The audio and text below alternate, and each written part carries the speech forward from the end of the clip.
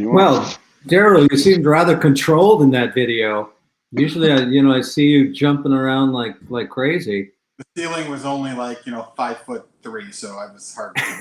I don't want head trauma. I'm trying to keep my brain functioning normally as much as possible. Yeah.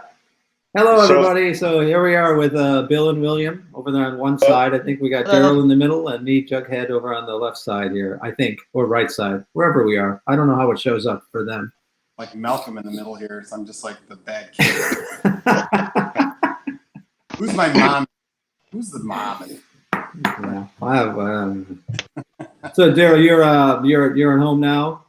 Yeah, I'm at home right now. So just doing I was in the office today doing some stuff, and then at home today did some homeschooling, of course, with the kids, e-learning.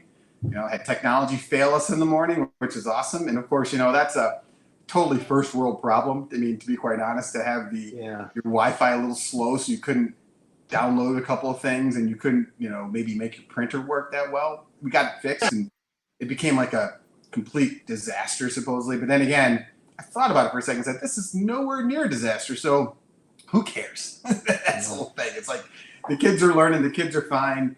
You have to sometimes put things in perspective really quickly and realize that the little tiny nuanced things that seem to bother us are probably nothing. So I mean, we're your Wi-Fi is a little slow. Who cares? We used to be at 56K. We used to not have Wi-Fi, so who cares? Yeah, I think I've talked that even this situation has, if one thing, it's actually sort of pushed us more into the future of the internet. Like people that aren't usually on it as much are forced to have to learn more and more about it. It seems.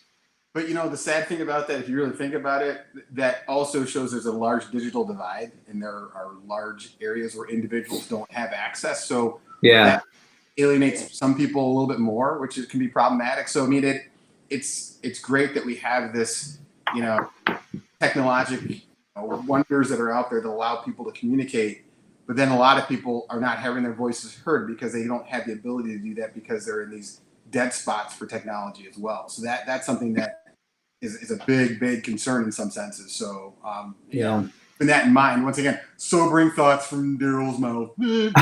Yeah, but no, I think that's great. We're one of this. I think Chicago's one of the cities that doesn't have any kind of.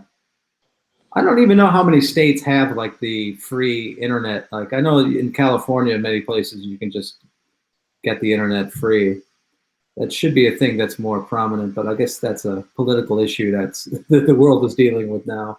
I mean, we're all in a boat that's been floating around with a hole in it and a couple holes in it, and finally we get to the middle of this like large expanse of waters are trying to make this journey forward, and suddenly it's like, oh my God, row backwards. People go row backwards as fast as they can, try and get back to shore, keep going backwards, and they get to shore and go, okay, we've gone backwards far enough, now we're safe, so let's go back in the water again and go forward without fixing the holes in the boat.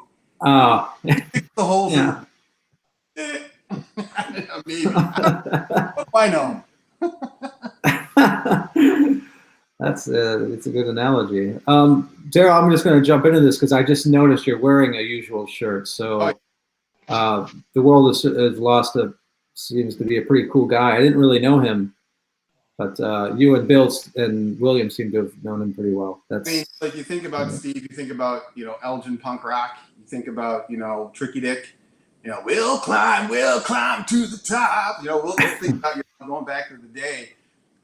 Steve's Hamper. You think about Hoodwink. You think about all this stuff that all of us were a part of, and he was a young kid growing up and watching all the bands play and then playing in bands, and just one of the most genuine, nicest human beings, seriously, on the planet, and funny, could always make you laugh. Always had a smile, always had something nice to say, was never had a foul thing to say about anybody at any time.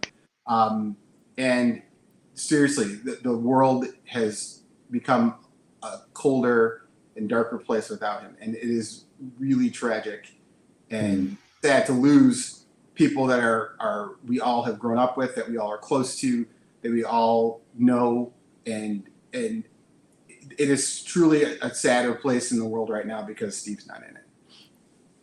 And Bill, you knew him. You knew Steve also. I met him through the usuals. We talked every time that we went out and saw them play. I mean, Steve was great. He was fun. He was very open towards us bringing the kids to the shows and hanging out with them. And Cooper like either waving to him because when we saw him, he liked to sit down and play. So he was always like off to the side, but it was just always that one guy that Cooper would like point the finger to and wave and jump up and down because he was there in the corner. He had focus on him. So it was fun with that. I think the last time I got to see Steve was when we went to Mary's to see the Usuals play on there, and that was, I think, in August or September. So it's been a while since I saw him, and today it just kind of sucked when I read the news. It's just the most sobering reminder that, I mean, from the Stoic side of things, that memento mori, remember we will die, remember you will die. And, you have to live life and enjoy it because one day we're going to die. And the thing is, we don't know when that's going to happen. So if we spend our time wasting it away, not accomplishing the things that we think we want to accomplish or doing the things that we think we need to accomplish or do, it's a life not worth living. I mean, you're already dead before you've actually lived. So, I mean, in honesty, it's one of those reminders that life is really precious in the sense that we have the opportunities to communicate with each other in whatever way, through technology, through a letter, through something, so that people know that we care about them, we care about each other. And the petty stuff that we go through is just a waste of time. Because you never know when that last word you said to somebody is the last word you're going to say to them. There's nothing that guarantees us tomorrow. So, I mean, really, really, we have to take that in mind as we are dealing with all this crazy around us. At the same time, make sure you take that sobering moment to tell people that you really care about them, and don't leave with a crossword. Don't leave feeling dejected for some silly thing that was said to you or said about you or what you even make up about you. It's like, just let people know that you really care about them, because you never know when it's the last time you're going to say that. I think that makes me think, Daryl, that one of the few things I think that actually makes me, which I believe I'm a compassionate person, but I do have like a darker side where when I meet somebody or I really like somebody, I almost immediately think that they're going to die someday. It's a weird thing I have with my brain, but it actually makes me try to be in the moment as much as I can and realize that I shouldn't leave stuff unsaid. I think that about my mom all the time. Like, oh, I can't leave that unsaid, The reality of that is true. I mean, all the people you meet are going to be dead at some point. I mean, that's the thing. And then those people who knew you were going to die. It's like, so make sure that those moments you have are important, that you make them important. Even the little things, it's garbage time that you think, that's still real time. And that's the stuff that sometimes becomes the most important time, is not the big exorbitant thing you did. It's the tiny moments that you have with each person that you can say something that makes them feel, hey man, that was cool, that was really amazing, that little thing I remember about you, because you never know what it really is. So make garbage time good time no matter what, and that's key. And to round this up, I'm just going to read from Ian Riley on the messages here. It says, Steve is hilarious and awesome dude. Very honored to have played a handful of shows with him. Sorry for your losses, guys. So this one goes out to Steve today. Mm-hmm. Most definitely. Hey, so William, you know Daryl here pretty well too, I guess. Yes, I do. So Daryl, he's a budding guitarist here now, practicing all the time in quarantine. So. I hear that you're like coming up. We got to knock you down a couple pegs, man. Yeah. I mean, I don't play guitar, but I mean, I just know guys that do, and see, I mean, you're like that Kobe Bryant kid. You're gonna have to knock him down. How was the time we met you, man? What was that? About that first time that you were hanging out, and we got to run into you. Yeah, it was. Well, what show was that at? What? The first time that he saw the Bollweevils play. Oh my God. That might have been at the Dead Kennedy show in Joliet. I think so.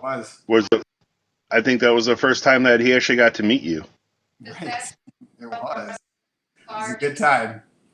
You were out a lot. You were like taking it. You were crowd surfing like a king. Like, wow, look at that guy. Like, man. Yeah, that was a good night for him. Your bones are much more pliable than mine. So I'm like, I should follow what he's doing because I do stupid crap. In there. So speaking of stupid and some of the stuff you were kind of going with earlier, so what is the weirdest, dumbest thing somebody has sent you during this virus? An example is the person that sent that thing about putting the heat gun to their face or their nose to heat up their sinus cavities and that. I mean, have you gotten something where you just like, really? We're not doing this. This is stupid. Yeah. Have you seen crazy shit like that? Dumbest thing that somebody sent to me, like the weirdest non-medical or snake oil thing that's been snake going oil remedy, whatever. Nothing. Somebody sent me this thing about the tequila would actually then protect you from the coronavirus. I mean, I'm drinking a Paloma right now, and I'm so you're covered. Not because I'm drinking Patron. It doesn't, that doesn't help me. But it does help to, make some of the things that are sent that have no scientific merit a little funnier to read when I'm drinking the tequila. So I can do that. But the weirdest thing that's been sent to me, God,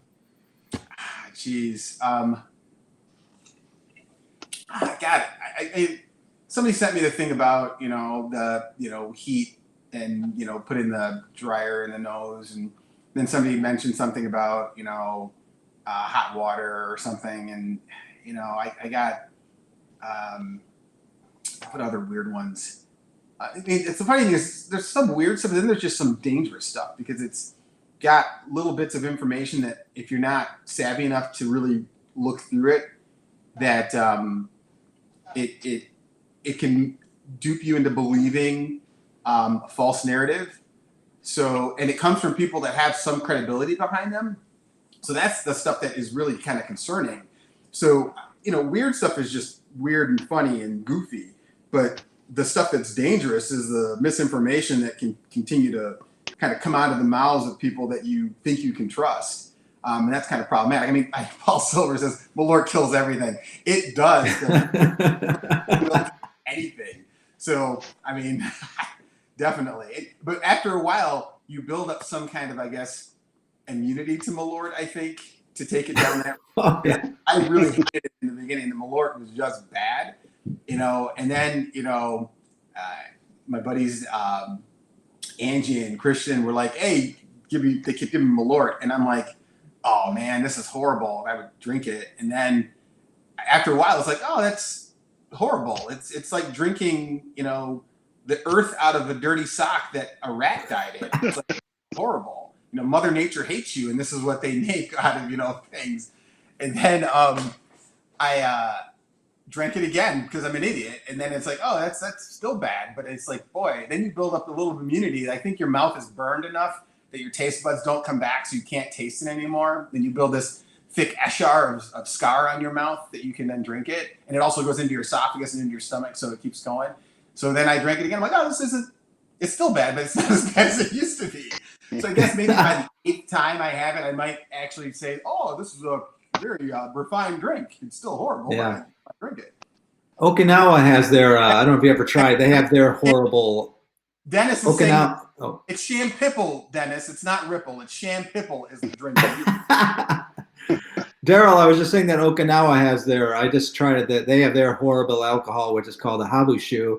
And that's actually a venom from a poisonous snake that they keep in sake. And I tried it. It tasted like a leather shoe. It's like we as human beings do a lot of stupid stuff, don't we? We just find what is the worst thing on the planet that I could possibly ingest and make it into something that's so, much of a delicacy that only rare people can, with a refined taste, can do it. No, refined taste is a dummy. And you think that, wow, look what I did. You can't do it because I dare you. I'm on Fear Factor, but I'm not getting paid for it. Here we go. Let me drink this. Daryl, is there a backstory to Cody Templeman asking you how the sandwich intake has been for? Is it more or less frequent during the pandemic? Cody and I would always joke about sandwiches and talk about what's just the best sandwich to have at the best time. And we'd always send each other pictures of sandwiches. I think it's just funny because like you think about sandwiches are being like they're like the perfect thing. It's like you think about you get a little carbohydrate, you can put a little vegetable in there too. You can get a little protein in there as well, and then you have that sandwich, and you're all good. I mean, when those diabetics come in and their blood sugar's bad, give them a turkey sandwich. You got everything you need right there. So that is the kicker. So when Cody's asking about sandwiches, that's kind of our thing. On a birthday, I'll send him a picture of like a pastrami sandwich, or he'll just send me a picture of like, how's your sandwich intake been? So we got to know. It's a matter of your health. That's so funny. I wonder if Cody bases all his close relationships on food items. For me, it's chili.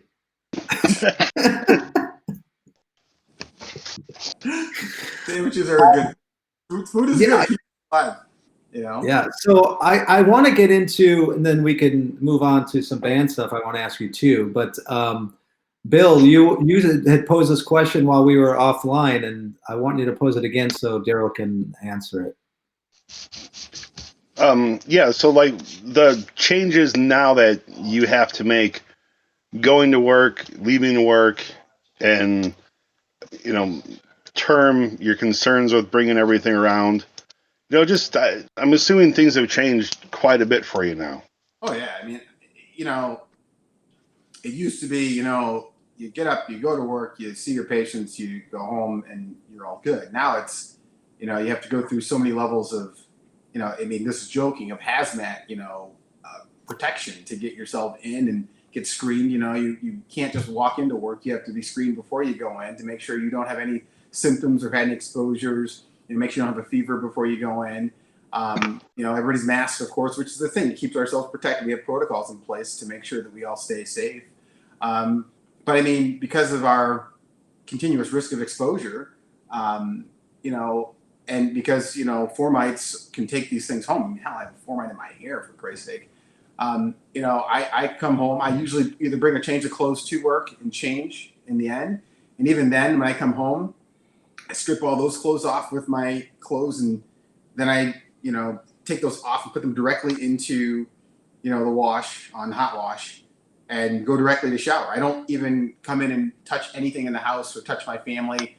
My shoes have to be cleaned off. It's like all this. And the thing is, we're going to have to do this for at least the next, year and a half, 2 years. I mean, we are going to be constantly on this front line assaulted by, this possibility of exposure until we have good, contact tracing, and we have, a vaccine, and we know that 70% of the population, 80% of the population is immune, so we get herd immunity. It's going to be, difficult. And so you think about this, we're pretty good about what we do. We're always good about this. And we have to have a pattern of how we do things. But you have a person who's constantly under attack. You're constantly having bullets fly over your head. You go through a protocol, crawling through a foxhole and getting yourself out of the way of, danger. And if we're constantly being shot at for, 2 years, the chances of me getting hit by a bullet or, getting exposed is pretty damn high. There's definitely, people can be scared, and everybody can be scared. I mean, nobody's immune to being scared, but the thing we can't have is you can't have fear. So you can't be afraid. I mean, being scared, you get spooked, boom, and then you realize everything's okay. But when you have fear and you're afraid, then you start to make errors. Then you start to not follow protocols. Then you start to, put yourself at risk of doing something that is irrational. That's what fear leads to, irrational actions. And that leads to a risk of individuals becoming infected or infecting others. And, I don't want to have, I follow protocols. I follow these things to keep myself safe so that I don't bring something home to my family. And there's a risk 2 times because my wife is a healthcare provider. So she's at risk. So we have this twofold risk of exposure to one another, to our kids. But the reality is we follow our training. And to do that keeps everyone, including you as patients, you as people, safe. So go back to your original question. Yeah, it's changed the way that we do things. I mean, how often during the flu season did I have to worry about, taking influenza home and making my family have the risk of dying? I mean, that didn't really happen. Hey, Daryl, I remember offline you had said specifically about the flu. I remember seeing in your eyes the tired this thought had made you. But I guess people are often approaching you or confusing the idea of flu with the COVID-19. Can you speak a little to that?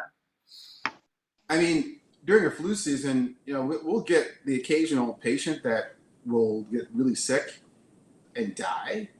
But I mean, during this short period of time, the number of people that we've seen that have been extremely ill, regardless of age, that have required ventilatory support, is enormous.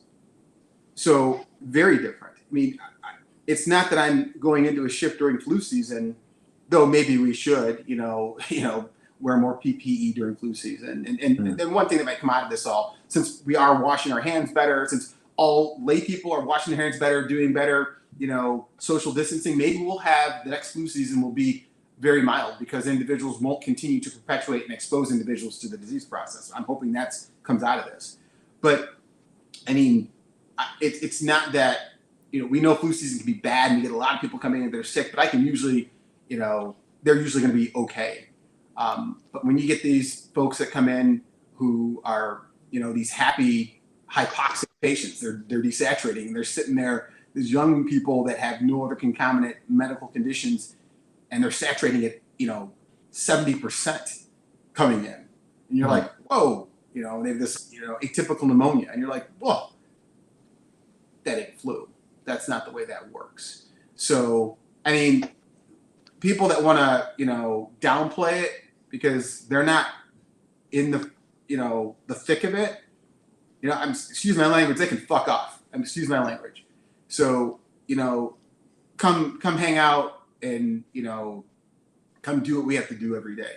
It's Nurses Week, by the way. So please, make sure that you thank nurses who are taking care of patients every day, and are right there all the time, and then take that and extrapolate that out to the respiratory therapists who are right there, all the people that are on the front line are taking care of these individuals.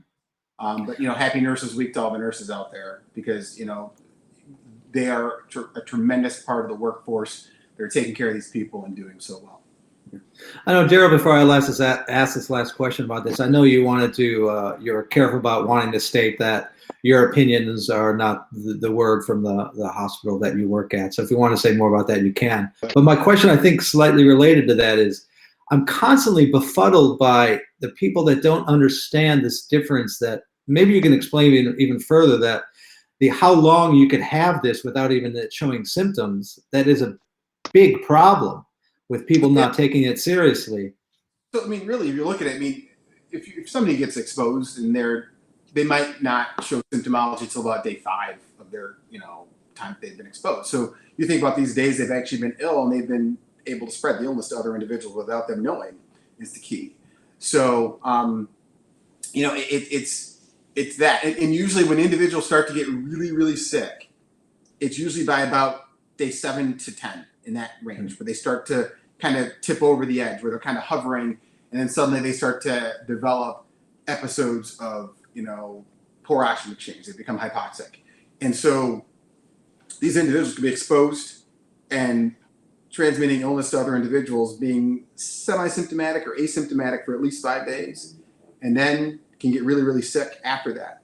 And then they can go kind of either way. I mean, proning patients helps tremendously. Supplemental oxygen, of course, can help tremendously. We're trying all kinds of different therapies for individuals when they get really sick. But in all reality, those individuals that are at home that are sick, it's all symptomatic therapy. It's all a matter of you ride it out, So until we come up with some other therapies that would be very useful as an outpatient, there's none. I mean, it's you're either going to roll your 20-sided die and hopefully you make a saving throw with Constitution and you're okay. So, I mean, Dungeons and Dragons joke for all you people out there. There's a geek moment for you.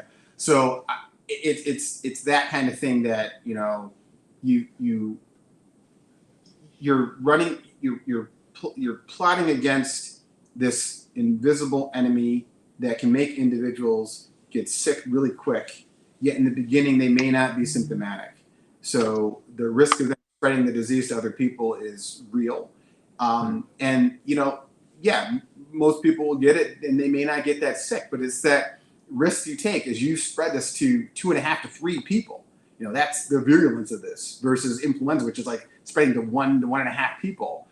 You can spread it to these people and then they may take it to 2.5 to 3 other people. And down the line, you're ping-ponging that towards somebody who might be immunocompromised, who has a higher risk of getting sick.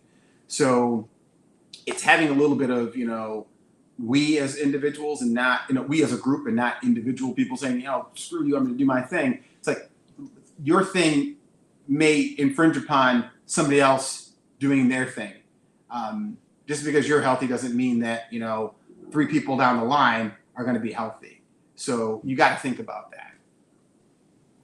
There's a comment here in the section by Mike Thompson here that might lead us from this discussion into a music discussion. Let's see. But he says, gonna miss the show together, Daryl. Anybody have thoughts on the future of music venues and shows? We talked a little bit about this in almost all the podcasts. So it seems like this is going to affect when things are, they're going to slowly. Right. Well, will they ever, in your opinion, ever go back to the way they were? And how is this affecting, how do you think it affects the venues and shows in the future and the online transition? We have to look at a lot of different things. The idea of what we do when it comes to playing these venues where you pack everybody in together. Right now, that's a big no. There's no way that can happen right now. Mm-hmm. Until we have, a good way of, until we really reach, a good vaccination, herd immunity, which, if people throw that around like they know what it means, 80% of the population has to have, a vaccination or exposure and not be ill to have herd immunity. You can't just throw people out there. When you do that, what you do, if you say, let's suddenly give everybody herd immunity, what you have this large mass of individuals that get sick. And so suddenly your healthcare system is overwhelmed immediately. And so just because you're trying to get rid of COVID, as that whole thing, don't forget the patients that require the hospital for appendicitis, for stroke, for heart attacks. If the hospital is overwhelmed, those people are also going to have problems too. So all you, epidemiologists out there that are talking about herd immunity that don't know jack about it need to shut the fuck up too. That's the thing. So it's like, let's be fucking honest about it. I'm sorry, that gets me a little pissed off when people start talking stupid shit, but I apologize for the language, but hey, what the hell? No, man, you're dealing with it right there on the front lines. So the reality of having venues that are open, that you can't really put, 6 feet of space between individuals. I mean, you can mask everybody up all you want, but until you really know how many people are sick, and how many people have immunity, it's going to be hard to have people packed in a space together. And really, how safe would you feel going to a spot when you don't know if the person next to you or the 3 people next to you are ill? I mean, there may be, safeties put in place where you start asking people symptoms before they come into a venue, or you take temperatures with, a temperature gun before they come into the venue. And you go, hey, this is good. But then there's those asymptomatic individuals that may have the disease process. So until you know truly these patients that have had contact, these patients that may be ill, you're just flying blind. So, if you want to take that risk, I mean, I don't know when you open up until you actually have the ability to have individuals who are known to be either IgG, antibodies, who are immune because of a, vaccination, are known. And if you're flying blind, you really can't do anything with confidence. But some of these smaller venues I get concerned about. All the places that are haunts that I love and that have always been good to me and my bandmates and all my friends. And I get concerned about their ability to survive. You know, they say that a vaccine, if one is viable and ready to go, you know, that'd be like January, and that'd be an amazing bioengineering feat. I mean, that would be just to the moon. That's flying to the moon. So if that's the case, great. Then so you got to think you're not going until sometime next year that you have individuals having enough vaccinated people to have herd immunity. So it's a while off. I don't know how you open up live venues. Now, if you had different technologies to use, as we're talking about technology, use that to your advantage of having these virtual shows, of having, you know, maybe you have a select number of people. You could put 50 people into a small venue, can have them all spaced out, and they can be there for the live show, and you have your cameras in spots and get virtual filming, and then you can flush it out to everybody, and it gets advertisers that are there and everybody else that can watch it from the safety of their home.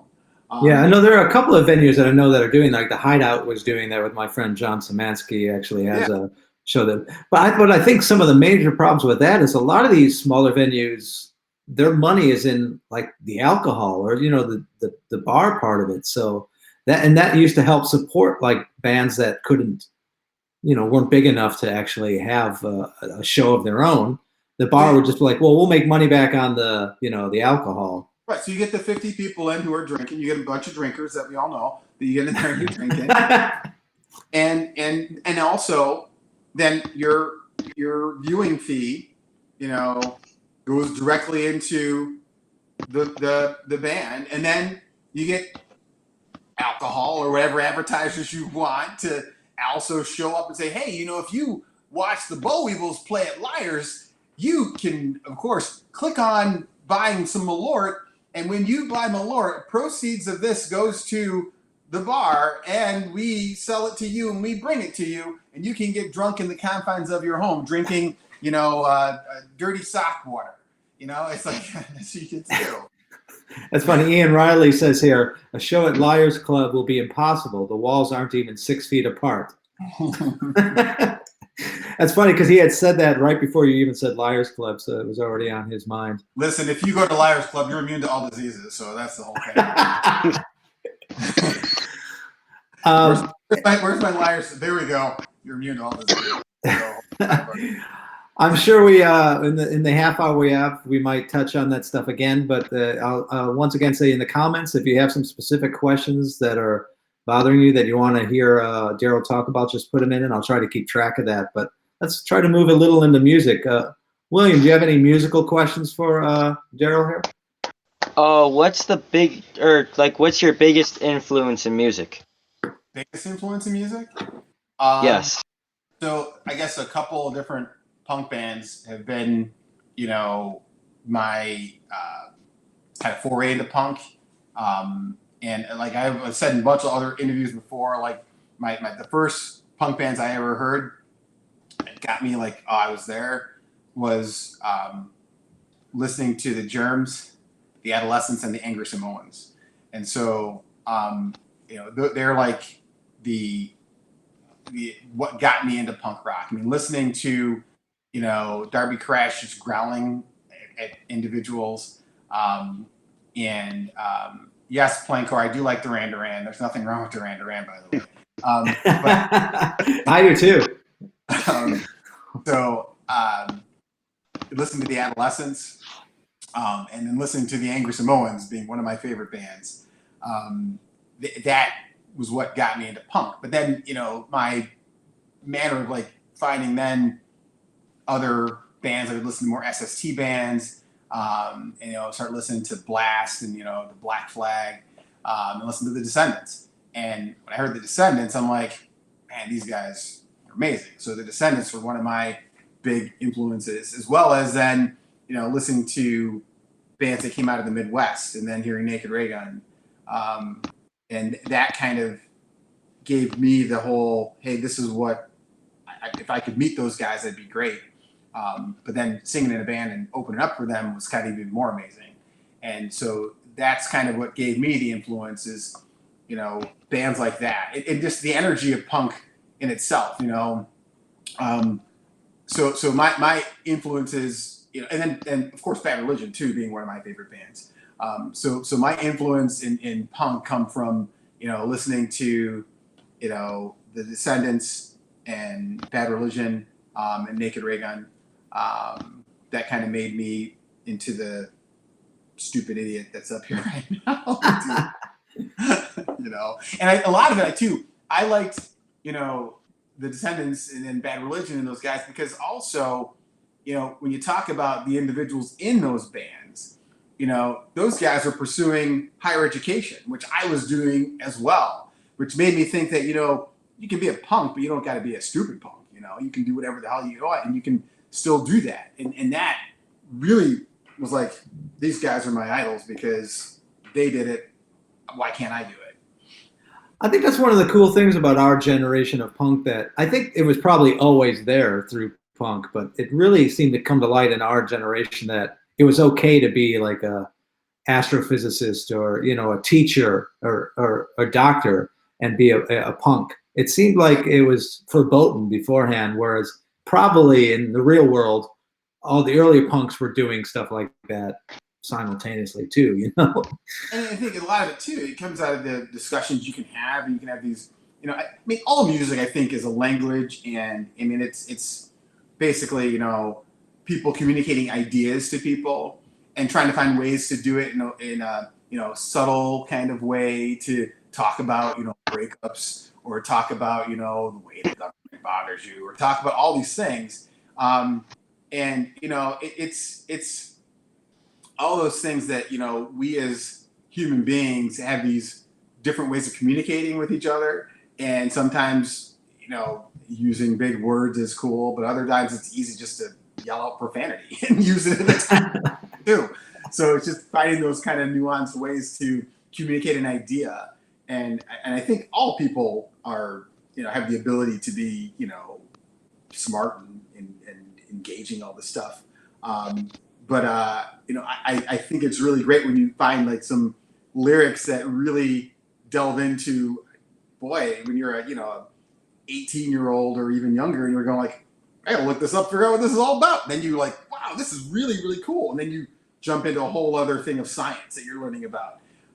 That's kind of cool stuff. It's like reading a novel, something like that. Yeah, jumping on William's question here, I think punk gives I've heard this a lot, and with me too. It gives the people courage to try to say that, hey, I can do this too, and then you can get as complicated as you want from there, but it at least opens the door for you. Did it open the door to an instrument, or were you immediately a vocalist sort of guy? When I was a kid, I attempted to play the drums for a little while, and I also played the clarinet for like 4 classes in 4th grade. I love the clarinet. It was like a horrible sitcom episode where they offered for students to go out of class during the day to play clarinet. So I got picked. I'm like, okay. So I'd get out of class for a bit, and you'd go and play the clarinet, whatever. And I got my reeds and everything, and then got my my music book.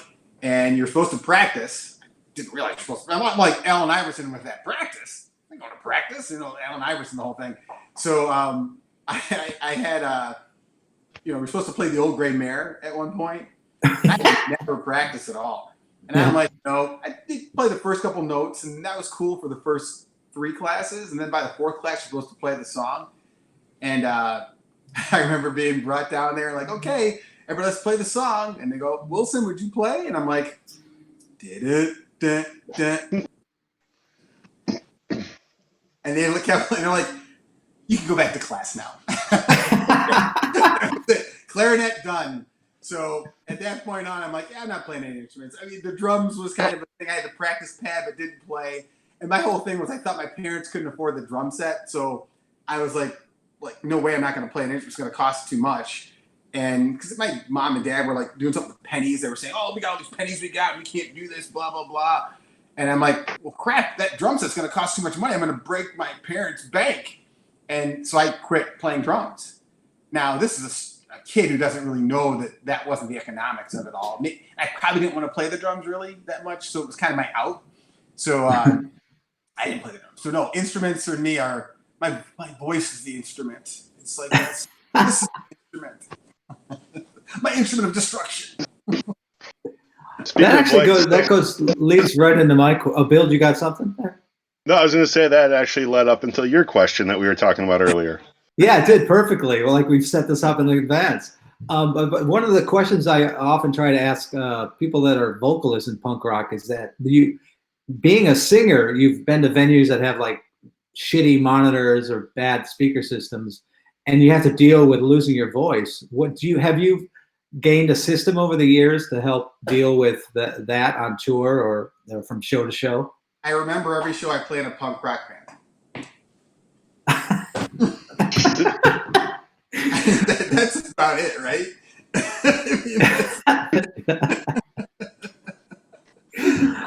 Yeah, just reminded because I know Bill was saying there was one band that the guy would always drink pineapple juice, right? Is that what you were saying, Bill? That he needed. Jose from Make War asked for fresh pineapple juice. I mean, I do worry about that though. I mean, the guys in the band will say something like, oh, here he comes. He's got an illness. I was like, oh, my throat's bothering me. Something's happening. Oh, there he goes. He's always coming up. Wrong with his throat. But then you play a show and it's fine. But, so, I mean, you always get concerned about it because you don't want to do a poor performance when you're playing. But a part of it is we're entertainers. I jump around and cause more chaos by jumping around and falling all over the place, which kind of distracts away from my shit. So that's how that goes. But I mean, do you get worried about it if you're playing a place? I mean, you can compensate because over time you learn how to sing better. I mean, when you're younger, you're just screaming, you lose your voice by the third song, Yeah. But, by this time it's like, you have to understand that the microphone's going to work for you. You don't have to scream that loud. You can know how to sustain notes and sing. Even though our songs, I would call them, there's some sing-songiness in it. So there's a little melody. You could go and really be bitching about the venue, but it's just fun to play. So why bitch about it? You realize we hardly take a sound check anytime. It's like, playing a punk rock band, so let's just play. I have one more question, and I'll shoot it over to Bill and William. We were Boston. I might be a little bad about it. I mean, come on. I'm like, more than a feeling. I might be pissed. The sound is shit. Nice. I got range, baby. I can handle a bad PA.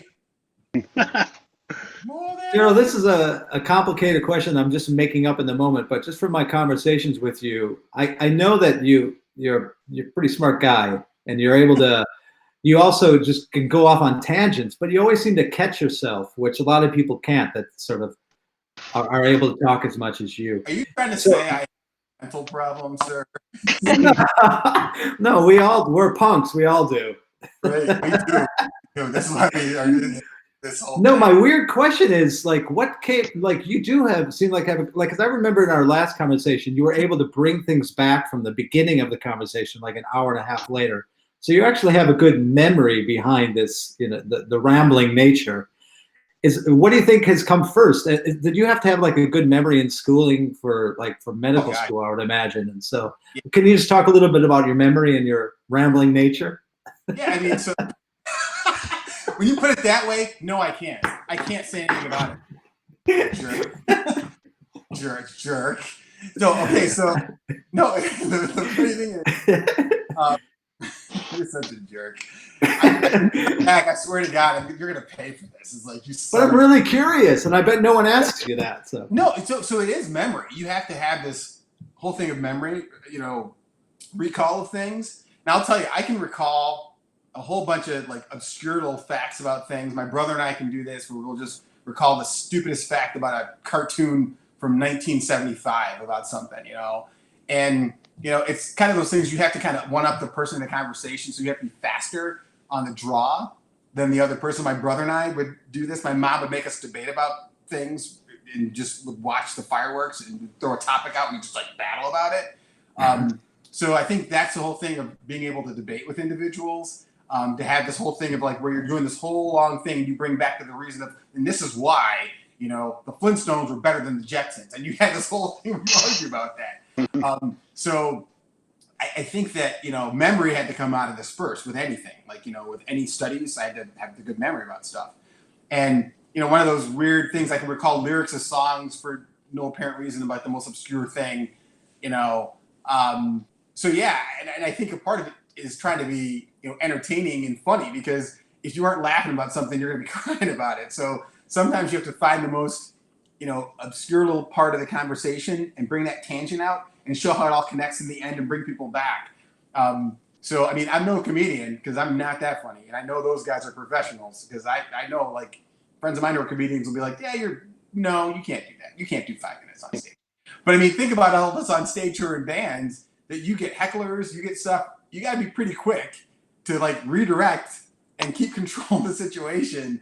So I think this whole scatological thinking thing comes out of my undiagnosed ADHD.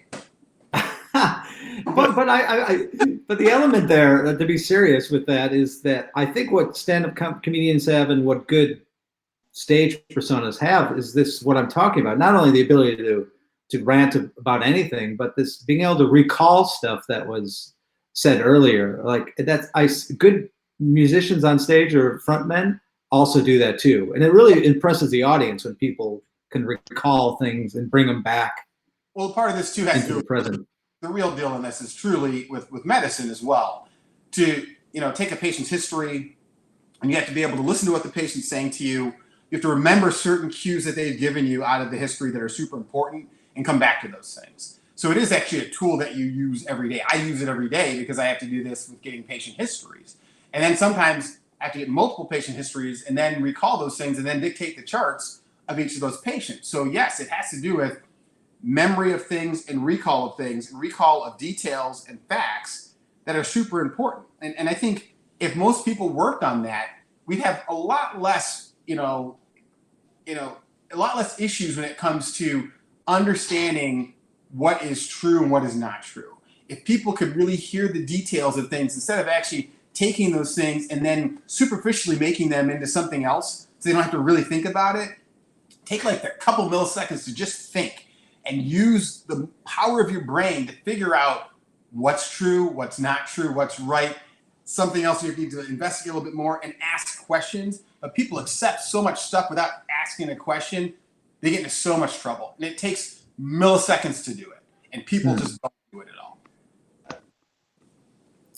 Hey, Bill, I'm going to spend a moment on the comments here. So what do you got for Daryl? We got about 9 more minutes to go through, so. 9 more minutes. So, you got anything, William? No? Nothing at all? He has really sucked at learning about people lately. When this first started taking off, I'm like, hey, go upstairs, research some people, come up with some questions. And no, not at all. He didn't even attempt to try to do a Bollweevils song today. We're buddies already. Just throw something out there, man. You know. Excellent. You died on stage. You just died. Done. Done. You know. What's your favorite show, or what's your favorite venue you've played? Favorite venue we played? Wow. The one on the side of the Fox River is that record. No, just I don't cross the Fox River. Nope. I know we don't cross the Fox River. Yes, my religion is a vampire to cross over water. Can't do that. No, not at all. Nope. My favorite venue to play, it varies. You know, it's like there's different things about each venue that make them unique and make them really fun. When you talk about when I was a kid, when I was younger, one of the things that like the epitome of places to play was playing the Metro, and that was like really cool. Then we got to play McGregor's way back in the day, and it was like we were the Chicago band, we couldn't play, weren't suburban enough, so then we played McGregor's. That was cool. Reggie's is great. Of course, Liars Club is like our home away from home. That's great. Cobra Lounge is fun to play. It's like really, we just like playing. We like being in venues and having a good time. So, but my favorite place to do a show,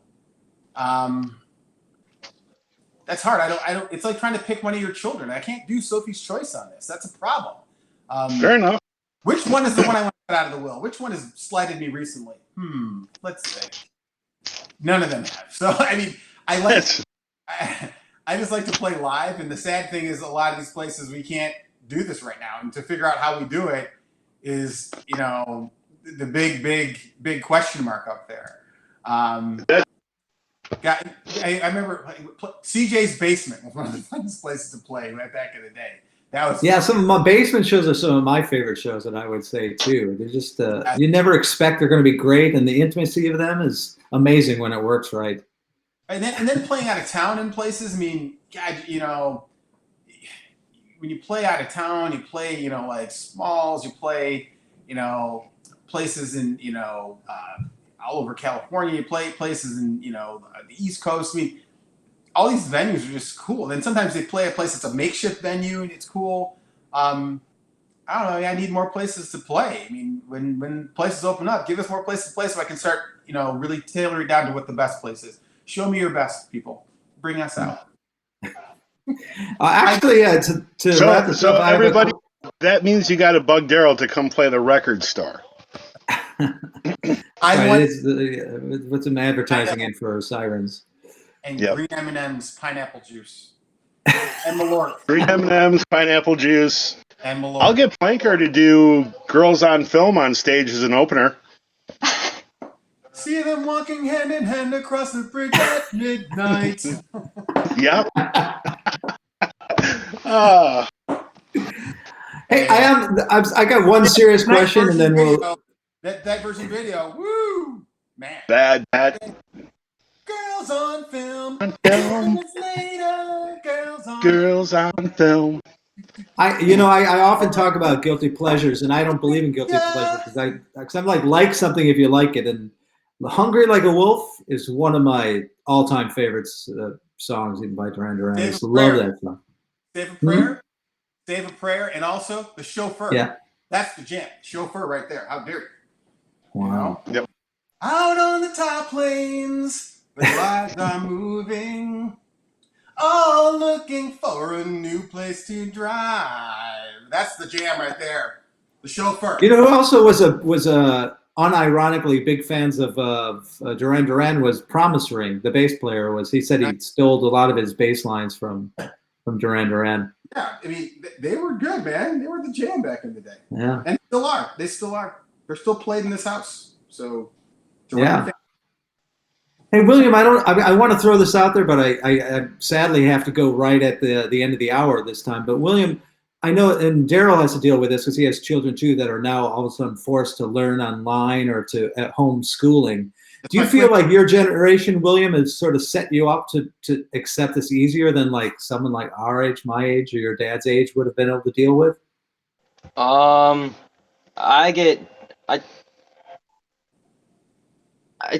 honestly, I would prefer to be, taught by someone else instead of having to learn on the computer. Right. And I get frustrated a lot when I don't understand stuff, and it really doesn't help. No, it is difficult. I mean, there's multiple ways that people will learn. Some people could take a book, read it, they've learned. Other people are going to be, visual learners in some way where they have to see it done and then they can reproduce it. And other people have to be hands-on on handling things to realize, how do you actually do this? I need to take it apart. I need to handle these things. So that's the hard part about remote learning, is that learning, everybody has different ways of learning. So how do you tailor it towards those students that may not be a learner that can learn this way and they have to learn it this way? And your parents, of course, parents are great because we teach our kids all kinds of lessons throughout the day. I mean, you can go outside and learn, lessons about life and about the world and everything else. But yeah, sometimes when you have this specific regimented thing of having to have this topic completed and have it handed in on this, digital platform at this time, it gets difficult, especially if you got parents that are both working and, you don't have an outlet of where to put, your questions. Though I know a lot of, at least with our kids in school, they can reach out to their teachers and try and get feedback from them. But no, it's a new way of doing things. And if you think about it, what probably would happen is that, as the school season starts next year, that, as students go back to school and they talk about remote learning still has to be a part of what we have, there'll probably be, safeguards in place that when a student gets sick, that, and I don't know if this is certain or not, but if you think about this, it seems logical. A student would get sick, they would then, of course, have to be sent home, but likely have to quarantine for a set period of time, and not the typical, a kid stays home until you're 24 hours fever free, you come back. They probably keep you home for a longer period of time. And during that time, if you're not well enough to do any remote learning, of course you're sick, but once you're well enough and you're still quarantined, you take up remote learning so you don't miss out on the lessons that are going to be learned throughout the time. So I think it's a new way that they'll have to incorporate that into the regular curriculum of what our kids do from now on. We've gone through this change, and when you look at diseases and the way that these things and all kinds of events that happen in the world, things change, and it's going to cause things to move in a different direction. And once again, those people that are still rowing the boat backwards, hoping that they can just go forward again with holes in the boat, they need to plug it with something different, and we're going to have to do things differently, and that may be somewhat painful to people. But we as organisms have to move in a forward direction. We have to evolve. If you don't, then suddenly you get left behind. You find your niche, but if your niche changes, you have to evolve to allow your organism to flourish. Organisms that didn't do that die out. Businesses that don't do that die out. All these things have to evolve and change, because that's what we do as a species. We evolve and we change, and that's important. Daryl, it's always amazing, and we will have a drink and someday when I get back to America and we can go out. Crap, I'm not drinking that snake venom, so I won't bring back any for you. Maybe I will, just so we can sneak it a little into your drink. You'd be like, I drink snake venom. I'm so classy. I also want to have a throw out to Paul Silver. He says his favorite song is Rio, and that actually is maybe even more. I like that song even more than Hungry Like a Wolf. And Matthew Bailey says that his kids are loving actually the home teaching. So just throwing out opinions there. But Daryl, I want to thank you. Any last words from Bill or William here? No. Nope. I'm just happy to see you laughing tonight. Yeah. I know. I needed a laugh. I needed some time to, get away from all the crazy stuff in my head. So yeah, I'm so happy that you could join us, Daryl. I'm really happy you made the time for us, and I hope it did help you a little bit alleviate your daily grind. Daily grind's pretty straightforward. I go to the hospital, I work, I come home and hang out with the family, and we just try and do things here around the house, and it's good. But then we try and do the social thing right here online, and it's really cool. I appreciate it, guys. I really appreciate it. Thank you guys so much. Yeah. All right, everybody. Like we've done in the past, Daryl, you might not have a lot of time, but if questions come up in the comments, I always like to tell our guests to see if they can answer some stuff that we didn't get to. I think we did pretty good on that this time, Bill. So yeah.